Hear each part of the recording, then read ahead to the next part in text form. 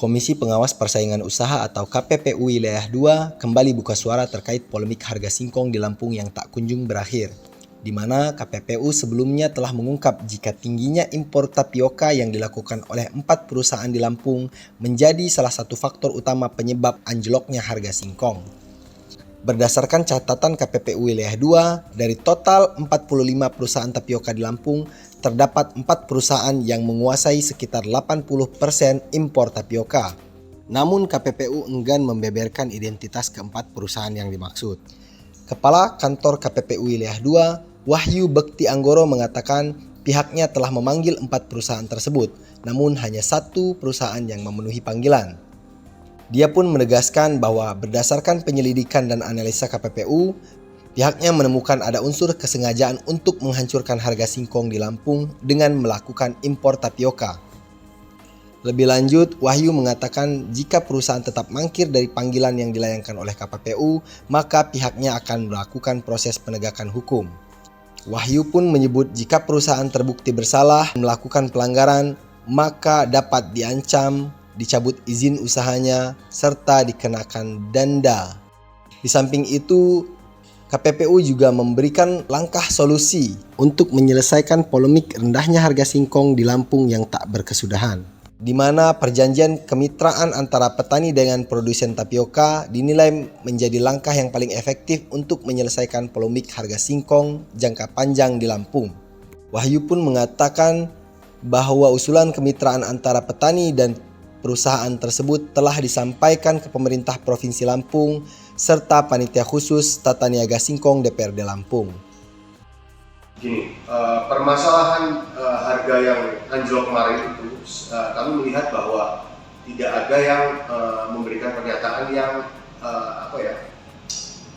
mencoba mengurai masalahnya. Nah, kemudian akhirnya KPPU ngomong kan soal ini gitu ya. Itu pun mohon maaf dimusuhi banyak orang juga. Tapi perlu kami sampaikan karena melihat kondisi di bawah kan potensinya udah menuju chaos gitu ya. Jadi perlu harus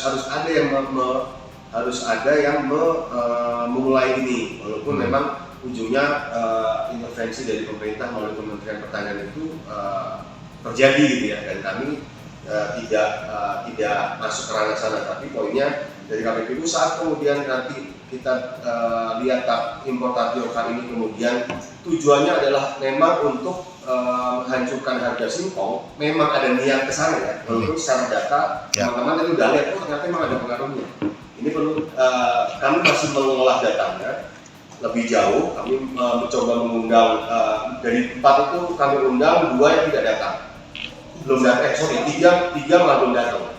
1 udah kooperatif datang menyampaikan data, 3 belum nih. Nanti kalau memang akhirnya 3 ini tidak masih berkeras untuk tidak datang, kami akan naikkan ke proses penegakan hukum untuk mendalami bahwa impor tapioka ini memang tujuannya dilakukan oleh penguasa pasar untuk menghancurkan harga di tingkat input, yaitu di singkong. KPPU itu tidak pengen menjadi institusi yang malah menghancurkan dunia usaha dengan cara memberikan rekomendasi yang menghancurkan pelaku usaha gitu. Tapi lebih mayoritas lebih sering ke denda. Konsep kemitraan dilindungi undang-undang, KPPU juga sebagai pengawasnya dengan undang-undang yang berbeda ya. KPPU itu mengawasi kemitraan dengan Undang-Undang 2008. Untuk persaingan usahanya kita pakai Undang-Undang 599. Jadi ada 2 undang-undang yang menjadi motornya KPPU. Kami sampaikan bahwa paling penting adalah menurut saya keberlanjutan industri ini, gitu ya. Kami sampaikan bahwa kemitraan yang terbaik apa? Karena dengan kemitraan yang diinisiasi oleh Pemprov itu nanti lebih mudah bagi kedua belah pihak, petani maupun produsen tapioka. Saling terjaga, dipantau oleh pemerintah dan KPPU juga. Petani singkong di Mesuji bersukacita atas ditetapkannya harga singkong yang selama ini menjadi polemik. Diketahui jika berdasarkan hasil rapat koordinasi antara petani dan perusahaan tapioka bersama Menteri Pertanian di ruang Pola Gedung A Kementerian Pertanian pada hari ini, harga singkong ditetapkan menjadi Rp1.350 per kilogram. Persatuan Petani Ubi Kayu Indonesia atau PPUKI mesuji Kadek 3 saat dikonfirmasi mengatakan jika pihaknya bersama petani singkong siap mengawal ketetapan harga tersebut.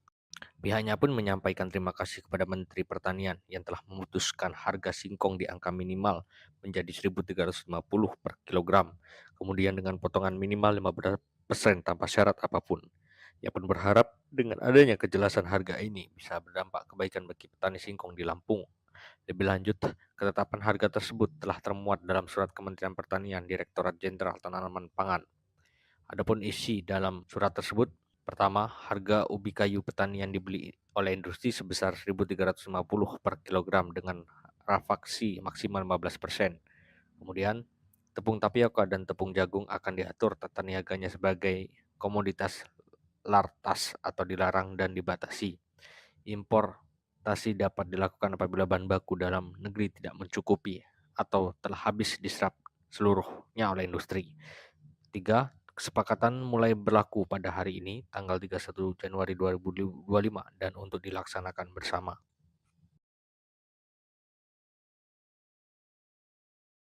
Untuk harga dan refraksi yang sudah ditetapkan oleh Bapak Mentan, kami petani singkong cukup lega, artinya masih ada keberpihakan Menteri Pertanian kepada kami petani singkong. Nah, kemudian terkait jika misalnya di lapangan tidak diterapkan oleh pabrik-pabrik itu, kami petani singkong percaya kepada pemerintah pusat, Menteri Pertanian,